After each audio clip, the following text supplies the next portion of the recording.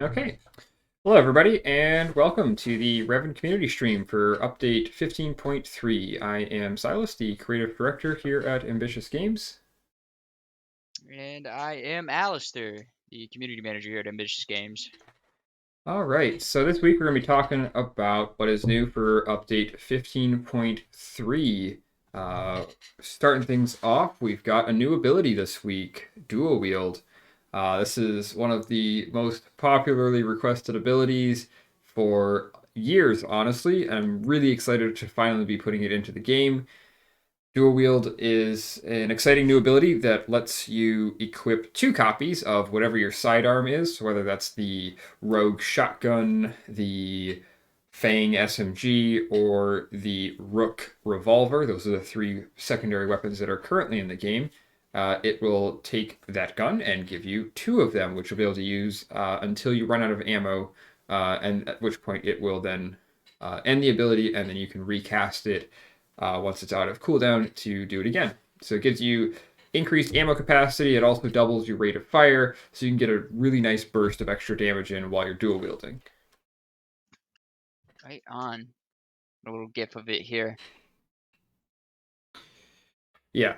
So far in It my just looks initial super fun. yeah. In my initial testing, I think the new meta will be dual wielding Fang, the SMG, because just the sheer amount of DPS that you can get by doing that is insane.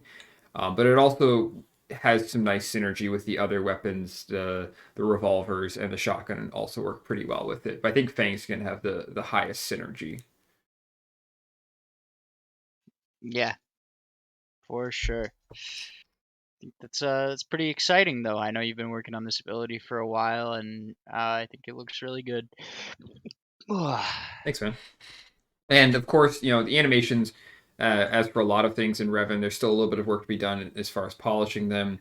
We're looking at improving the animations for when you're firing weapons. This is something we were just talking about at our most recent meeting. How there's no sort of reaction from the player firing the weapons. So this is something we want to be working on soon to improve, not just for dual wielding, but for every weapon in the game, in every animation, giving a little bit more reaction to the things that you're doing. So just wanted to let you guys know that this is not the final form of what akimbo revolvers will look like in REVN. Right on.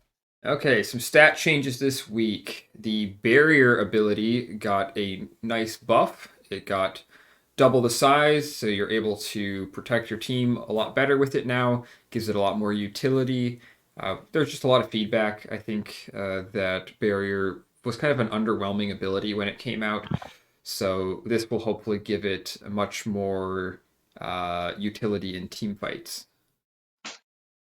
Right on. I mean, we did the same thing for Riot Shield too, so or not the same thing. I guess Riot Shield only got a 50% increase, but Um, the point is, just increasing the size of those kind of defensive utility abilities, making them feel better, Mm-hmm. more defensive, like you're more of a protector when you take them.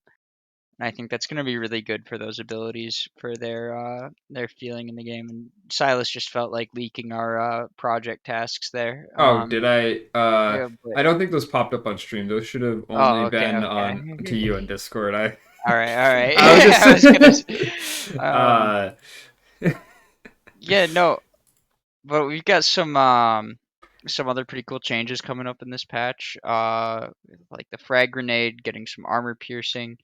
I'll explain a little more on that because it is kind of worded a little weirdly, but uh the amount of armor that the frag grenade is going to pierce is going to depend on where the target being hit by it is inside of the blast radius. So at the center, they will take the full uh, armor piercing damage. And that's going to get to be like a lower and lower amount of armor that's being shredded at the outer positions of the radial indicator for the frag grenade. So if you direct hit with it, it's going to do big burst of damage, and if not, it's still going to do damage, but it's not going to do as much. yeah. So this is something we got a lot of feedback on was that frag grenade is not great against heavily armored targets. So not only do we give it armor piercing, but we tried to give it a lot of armor piercing if you're able to be really precise with your throw, because it is a pretty big explosion. So a target on the edge of Mhm. the explosion will take less damage than a target closer to the explosion. The damage, itself from the explosion doesn't scale with where you are inside of the blast radius, but because the armor piercing skills, that actually does mean that you'll end up taking more or less damage depending on where you are within the circle. Right, and this is very much, as some of you know, armored target or armored players tend to have like a lower move speed or lower mobility stats than unarmored players. So this should be really helpful for the use case that we're specifically looking at, which is going to be using it against tanky players. Yeah. Um, Otherwise, we got some feedback that damage coils was absolutely broken this past God, it patch, was so it's going to crazy. be getting a nerf. Um, it is getting its flat damage lowered, and it is also getting a change to the passive. Um, so the Yeah. passive, That flat I think, damage was is like the the main like flat damage getting nerfed is super important because the amount of damage you got from ramping was like equal to how much flat permanent damage it was giving you. So it was like 200% efficiency for your resources, super overpowered. And then yeah, right. also let's talk about that passive rework. Yeah, so it's getting changed from ramping flat damage to be a ramping percentage weapon damage bonus. Um, this should help damage coils to feel a bit more balanced on a wider variety of weapons. I understand that last patch it was really dominant on the carbine and the shotgun, and I think it's still going to be good on those weapons, but it should be more viable on weapons like the assault rifle and even the sniper rifle to some extent because you are getting that percentage damage bonus. Yeah, it's going to be an item that we keep a little bit of an eye on for the next couple of weeks. Maybe increasing the amount of stacks that you can gain because for certain weapons, only getting a couple of percentage of extra damage actually isn't super helpful. And other weapons, it is very effective. So we're trying to make damage coils at least somewhat effective on every weapon. It's going to be better on certain weapons and worse on other weapons. It's just the nature of how weapons are in REVN. But we do want there to be at least some value to buying damage coils no matter what weapon you have. Right on. All right. And bug fixes. Handful of abilities got patched up in this upcoming patch. Incendiary rounds was had a weird interaction with dual wield. So we fixed up some of the ways that incendiary rounds gets procced.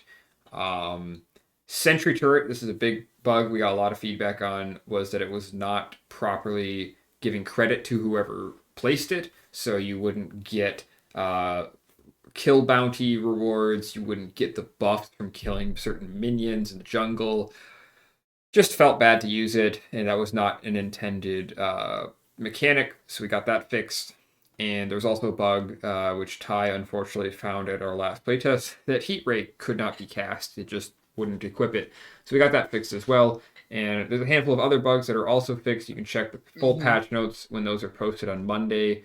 If you want to Yep. know everything that we fixed in this patch and all of the stat changes we made, of course, will also be in there. Right. Uh, There's going to be a little bit more. I can tell you right now, there's going to be a little bit more on Monday night's patch notes than there is here. Because there are some things that got left out here, and there will be a little bit more detail on some of the balance changes, particularly some of the stuff pertaining to minions and super mm, minion damage, which are also coming in this patch. But they are not here. So be sure to check out the patch notes on Monday night and check out what we've got there. Yeah, I think the one kind of spoiler we can give on that is I think super minions are getting about a 10% structure damage nerf, maybe some other stuff as well. We are going to be looking at super minions though because they're very very powerful right now. Maybe a little bit more powerful than we want them to be, but we do want them to be a very menacing force on the battlefields because that means that taking the angel boss is very important to winning the game. Right. And also, just having that extra pushing power to be able to end the game is something that is pretty important to us, making sure that we're hitting the match durations that we on the dev team are targeting. Yep. I think that kind of wraps up what's going on in this update. There are, of course, a few ways you can support REVN's development. If you're not already in the Discord server, it is the place to be if you want to be playing REVN, discussing the game with us, giving us suggestions, reporting bugs that you find, and just finding other players to play with. So, highly recommend joining your Discord server if you have not already. We host 2 community playtests every week on Tuesdays at 12 p.m. and Wednesdays at 7 p.m. Both times are in Eastern Standard Time Zone. And if you're watching this on YouTube, we would like to invite you to subscribe because it helps support not only the channel, but it also just supports general development of the game because we know that more people are interested in what we're working on. And with that, we're going to wish you guys a great rest of your weekend, and we'll see you all on Tuesday.